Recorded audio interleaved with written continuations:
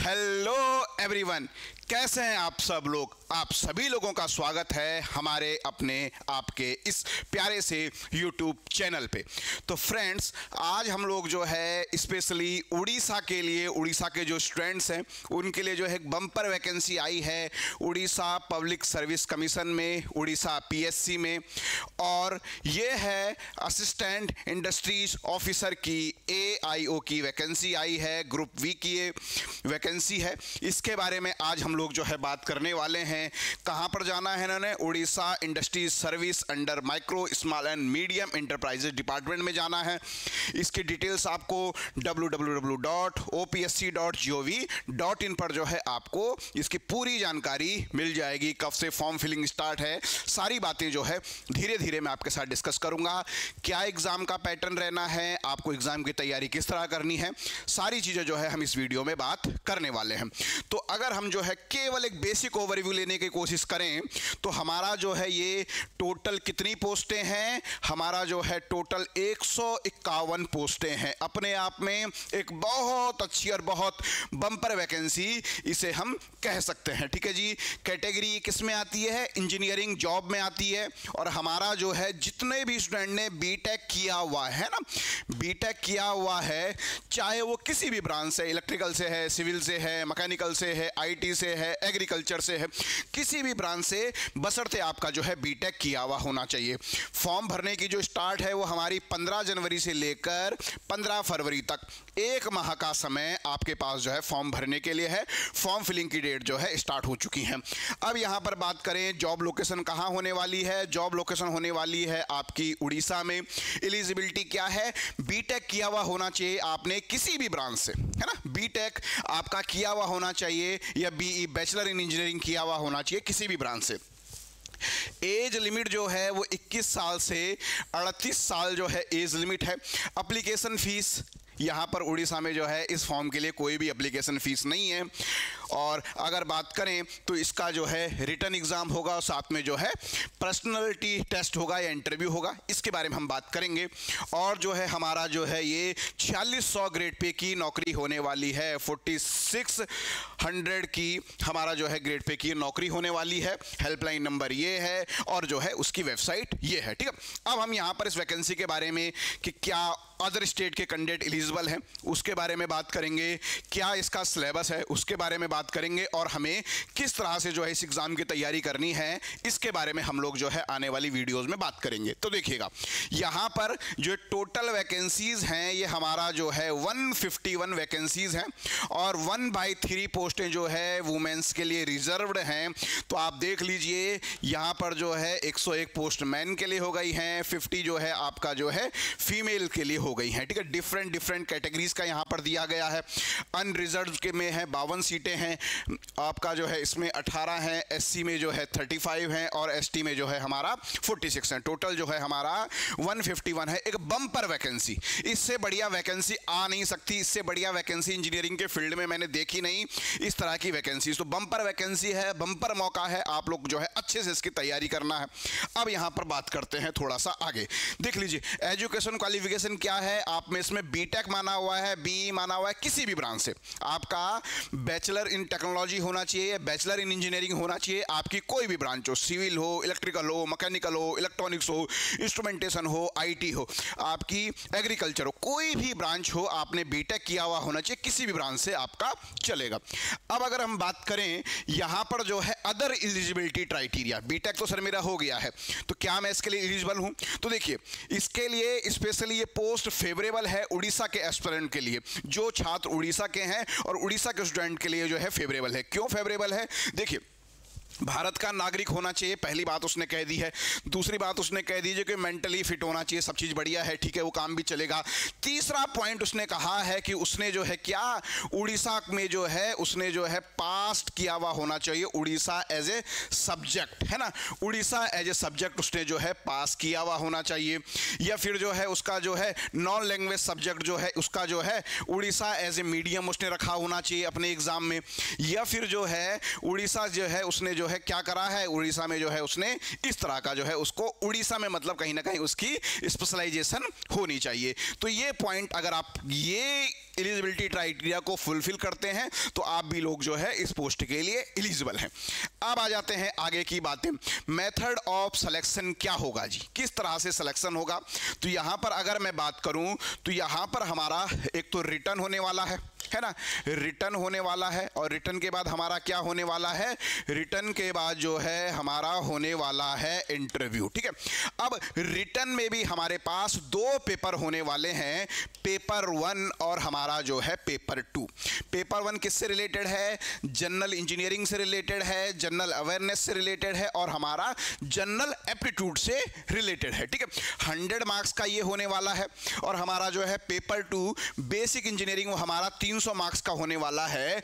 तो हमारा जो रिटर्न है, रिटर्न हमारा होने वाला है 400 मार्क्स का, और इंटरव्यू हमारा होने वाला है 50 मार्क्स का। ठीक है, तो पहले इसे समझ लीजिए, ये प्री है, प्री में ये है, मेंस में हमारा इंटरव्यू है ना। इसके बेस पे जो है 1/3 के रेशियो में जो है स्टूडेंट को सॉर्ट आउट करेगा इंटरव्यू के लिए। ठीक है, तो यहां पर देखिएगा पेपर 1 में क्या है, पेपर 1 में हमारे 100 क्वेश्चंस आएंगे, ईच क्वेश्चन 1 मार्क्स का होगा, और इसके लिए टाइम कितना दिया हुआ है, 2 घंटे का समय दिया हुआ है। अगला पेपर 2 जो हमारा है उसमें कितने क्वेश्चंस आएंगे, 150 क्वेश्चंस आएंगे। आपका जो है 2 मार्क्स का एक क्वेश्चन होगा, और हमारा जो है कितना टाइम उसमें दिया गया है, 3 घंटे का समय जो है उसके लिए दिया हुआ है। ठीक है, तो अब यहां पर देखिए, यहां पर क्या है, आपका जो है नेगेटिव मार्किंग है, 1/4 जो है हमारा नेगेटिव मार्किंग है। तो यहां से जो हमें पैटर्न अब जो है समझ में आया, वो पैटर्न हमारा क्या है, रिटर्न टेस्ट होने वाला है। रिटर्न टेस्ट में हमारा एक तो मैंने कह दिया है हमारा नॉन टेक पोर्शन होने वाला है, जहां से आपको 100 क्वेश्चंस पूछे जाएंगे, और आपका जो है टेक्निकल होने वाला है। टेक्निकल में कितने आपको 150 क्वेश्चंस पूछे जाएंगे, और ये 2 मार्क्स का ईच है, तो 300 मार्क्स यहां से हो गए हैं, और यहां पर ये 1 मार्क्स का ईच है, तो आपके 100 मार्क्स जो है यहां से हो गए हैं। ठीक है, तो टोटल आपका जो है 2 पेपर होंगे, है ना। पहला पेपर नॉन टेक का होगा, दूसरा पेपर टेक्निकल का होगा। अब ये सेम डे हो सकते हैं या अलग अलग दिन भी हो सकते हैं। जनरली होता क्या है कि पहले हाफ में नॉन टेक होता है, दूसरे हाफ में टेक्निकल होता है, या फिर अल्टरनेट डे में इसे रख लेते हैं। इसके लिए जो टाइमिंग है वो हमारी जो है 2 घंटे की है, और इसके लिए जो टाइमिंग हमारी है वो हमारी 3 घंटे की टाइमिंग है। तो टोटल हमारा जो है 400 मार्क्स का है, और 50 नंबर जो है इंटरव्यू का है, और इसके बाद जो है 450। ठीक है, अब क्या हर कोई बच्चा इंटरव्यू देगा, नहीं। पहले जो है रिटन एग्जाम्स में एक पर्टिकुलर रेशियो में बुलाएगा, उसके बाद जो है इंटरव्यू के लिए एलिजिबल होंगे। ठीक है, अब यहां पर हम लोग जो है इसके सिलेबस के बारे में बात कर लें। ये देखिए, ये सेम बात मैंने यहां पर बताई कि 100 क्वेश्चंस, 100 मार्क्स, 2 घंटे का समय, 300 मार्क्स, 150 क्वेश्चंस, 3 घंटे का समय। तो देखिए यहां पर आप कहोगे तो यहां पर आपको लगभग जो है 120 मिनट्स, है ना, 120 मिनट्स कह लीजिए, तो लगभग जो है आपको 1 मिनट से ज़्यादा, ठीक है, 1 मिनट से ज़्यादा का टाइम आपको जो है एक क्वेश्चन में दे सकते हैं। और यहाँ पर आपका जो है 180 मिनट हो गया। यहाँ पर भी आपका जो है लगभग आपका कह सकते हैं कि 70 सेकंड का टाइम आपको जो है एक क्वेश्चन में ईजिली आपको मिल जाएगा। ठीक है, तो यहाँ से हमें पता चलेगा कि क्वेश्चंस किस तरह के आने वाले हैं एग्जाम में। अब देखिए यहाँ पर उसने जो हमें सिलेबस दिया है जनरल इंजीनियरिंग का, जनरल अवेयरनेस का और जनरल एप्टीट्यूड का, यहाँ पर उसने स्पेशली मेंशन किया है the question will be on class 10th standard. तो देख लीजिए क्लास 10th के स्टैंडर्ड के क्वेश्चंस रहने वाले हैं। यहाँ पर ग्रामर का रहने वाला है, पहला हमारा रहने वाला है जनरल इंग्लिश का, दूसरा हमारा रहने वाला है जनरल अवेयरनेस का, और तीसरा हमारा रहने वाला है जनरल एप्टीट्यूड का। ठीक है, अब अगर मैं कहूं तो इसमें क्या रेशियो रहने वाला है, देखिए यहां पर इसने यूनिट वाइज जो तोड़ के दिया है, दैट मींस हमारा आप कह सकते हैं कि जनरल इंजीनियरिंग से हमें 20 क्वेश्चन, है ना, जनरल इंग्लिश से, जनरल अवेयरनेस से हमें कह लीजिए हमारे जो है 50 क्वेश्चंस, और हमारा जो है जनरल एप्टीट्यूड से हमें कितने क्वेश्चन, 30 क्वेश्चंस होने चाहिए। ठीक है, अगर आयोग इस पेपर को बना रहा है मेरे हिसाब से इसे फॉलो करना चाहिए। ठीक है, इस तरह से होना चाहिए। या फिर ये भी हो सकता है कि 1/3 इक्विवेलेंट वेटेज वो तीनों को दे, लेकिन उसने यूनिट वाइज रखा है तो इसलिए मुझे लगता है कि वो ऐसा वेटेज रखेगा। या ये भी पॉसिबिलिटीज हो सकती है कि वो क्या करे, 33 का वेटेज लेके चले। ठीक है। तो हमें अपने को दोनों परिस्थितियों को तैयार करते हुए चलना है, ठीक है। एज मुझे लगता है क्योंकि आयोग जब भी पीएससी कोई एग्जाम बनाती है, कोई भी क्वेश्चन पेपर बनाती है, तो ये पॉइंटों को जरूर ध्यान में रखती है। तो ऐसा मुझे लगता है ना। मैं ये बात मैं अपने अनुभव के आधार पर कह रहा हूं और ये बात जो है मैं मैथमेटिक्स कैलकुलेशन के आधार पर कह रहा हूं। तो आप दोनों चीजों को आप समझिएगा, है ना। तो कितना इंपॉर्टेंट रोल यहां पर जो है इन सब चीजों का है। तो यहां से आपको 100 क्वेश्चंस रहेंगे, ठीक है। और जो स्टैंडर्ड रहेगा क्लास 10th का स्टैंडर्ड रहेगा। तो इसका मतलब ये नहीं है कि आपको इसकी तैयारी नहीं करनी है, आपको इसकी भी तैयारी करनी है। एटलीस्ट डेली जो है 1 से 2 आवर, है ना, 1 से 2 आवर जो है आपको इसके लिए देना है, ठीक है। देखिए सब आप लोग जो है आप में से मोस्टली स्टूडेंट ऐसे होंगे जो स्टूडेंट होंगे, तो डेली 1 से 2 घंटा जो है आप लोग इसके लिए दे सकते हैं।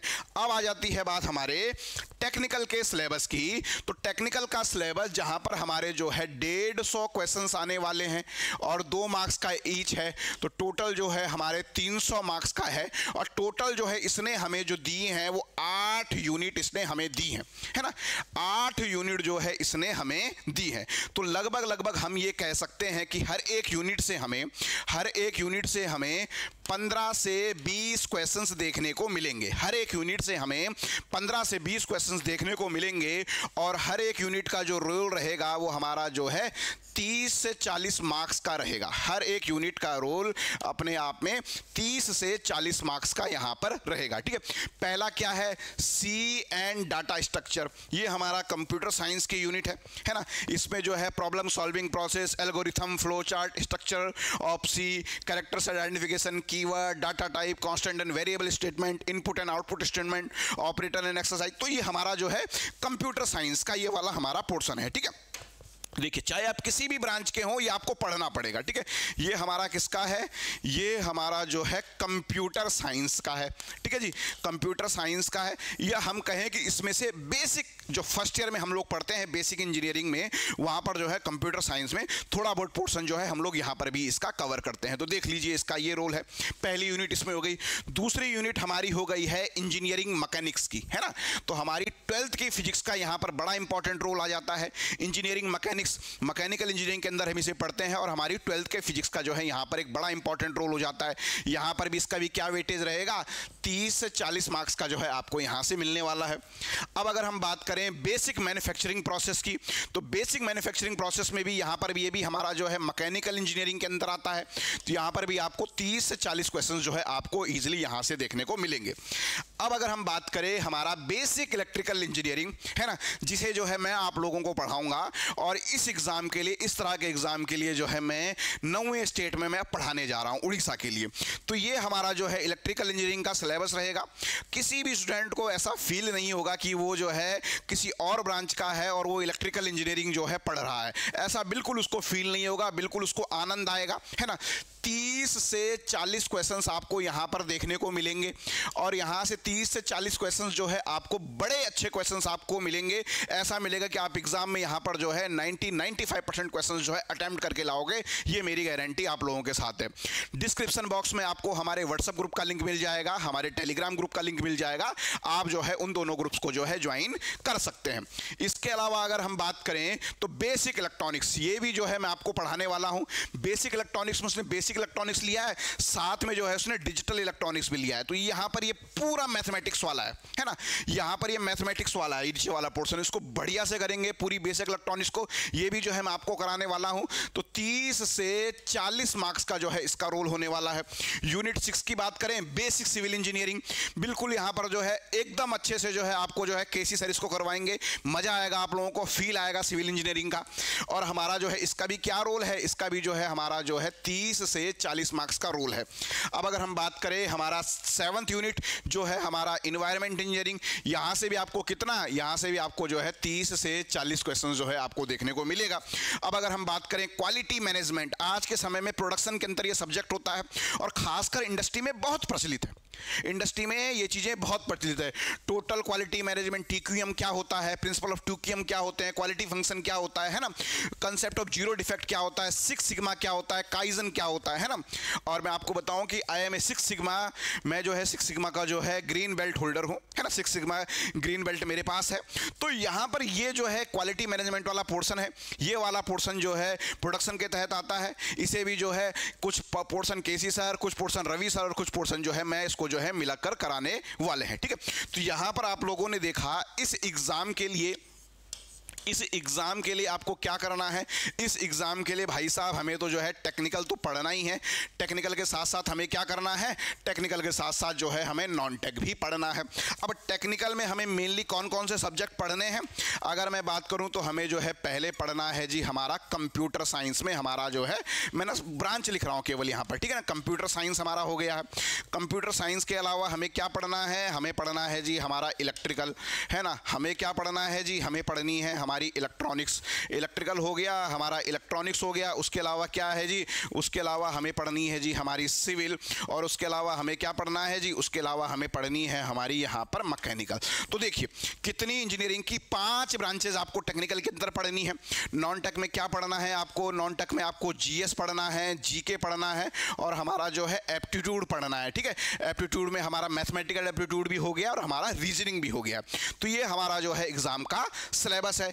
इसका वेटेज 300 मार्क्स का है, इसका वेटेज 100 मार्क्स का है ना। तो 75% वेटेज हमारे टेक्निकल का है और 25% वेटेज जो है हमारे नॉन टेक्निकल का है यहाँ पर, ठीक है। तो एक अच्छी अपॉर्चुनिटी है ना।